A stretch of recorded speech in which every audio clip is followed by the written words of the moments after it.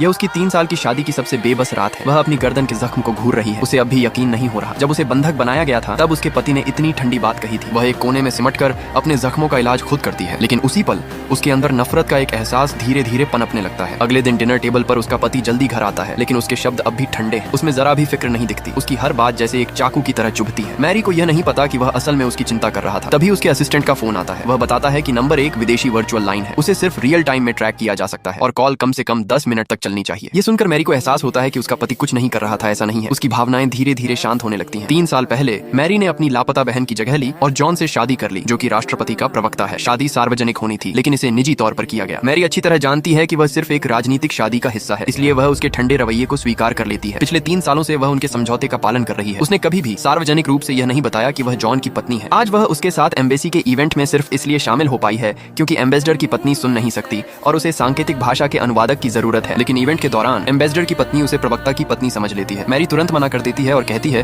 कि वह जॉन की पत्नी नहीं है। तब जॉन समझाता है। वह कहता है कि उसकी पत्नी उसकी कमजोरी है और वह निशाना बन सकती है, इसलिए उसने उसे सुरक्षा के लिए छुपा कर रखा है। एम्बेसडर उसकी तारीफ करता है और उसे रोमांटिक कहता है, लेकिन मैरी का चेहरा ठंडा पड़ जाता है क्योंकि वह जानती है कि ये बातें झूठ है। वह जॉन को रोकती है और उसका सामना करती है। तुम कहते हो कि तुम मुझे बचा रहे हो, लेकिन मुझे लगता है कि मैं टूट रही हूँ। तुमने जो कल किया वह कुछ और ही दिखाता है। जॉन जानता है कि वह नाराज है, लेकिन वह समझ नहीं पाता कि वह क्या कह रही है। मैरी सोचने लगती है कि क्या उसने उसे कभी अपनी पत्नी माना भी था, वरना 3 साल बाद भी वे शादी में अजनबी क्यों होते। तभी जॉन को अपहरणकर्ता का एक और फोन आता है। वह जानबूझकर आराम से बात करता है। मेरी पत्नी अभी सुरक्षित है, मेरे पास आज बहुत समय है, क्यों न तुम मुझे अपनी योजना बताओ। अपहरणकर्ता जवाब देता है, लगता है तुम पार्टी का आनंद ले रहे हो और अपनी पत्नी की छोटी राजकुमारी का। तुम्हारा प्रदर्शन काफी अच्छा था। जॉन तुरंत सतर्क हो जाता है। उसे शक होता है कि कॉल करने वाला पास ही है। समय बिताने के लिए वह फोन पर बात करता रहता है और भीड़ को स्कैन करता है। उसे दूसरी मंजिल पर एक आदमी दिखता है जो फोन पर बात कर रहा है। जैसे ही उनकी नजरें मिलती हैं, वह आदमी जल्दी से चला जाता है। जॉन उसके पीछे दौड़ता है। कई कमरों में तलाश करने के बाद उसे वह आदमी बाथरूम के एक स्टॉल में मिलता है, लेकिन फोन पकड़ने के बाद उसे एहसास होता है कि उसने गलत आदमी पकड़ लिया है। अब वह मैरी के लिए और भी ज्यादा चिंतित हो जाता है। तभी उसे फोन पर कुछ चौंकाने वाली बात सुनाई देती है। अपहरणकर्ता उसका राज खोल देता है। वह कहता है कि यह सीधा साधा प्रवक्ता